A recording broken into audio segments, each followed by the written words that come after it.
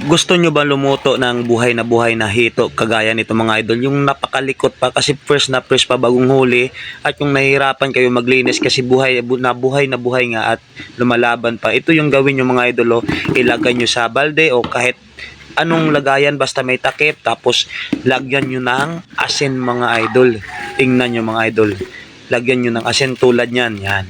Yan kita nyo umepek to talaga, oh. Nagwawala na sila, oh. Asin pa lang yan, oh. Ganyan talaga kasi kalaban nila yung alat mga idol. Ayan, ganyan lang, tapos takpan nyo, tapos i-shake nyo lang mga idol. Pag parang maramdaman nyo na wala nang gumagalaw sa loob, okay na yan mga idol. Hindi na kayo mahirapan maglinis mga idol. Alam naman natin yung mga hito na yan o dalag, napakatibay yan.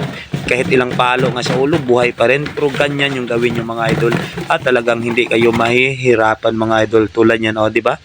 Oh, wala, hindi na gumagalaw, wala na 'yan. Oh.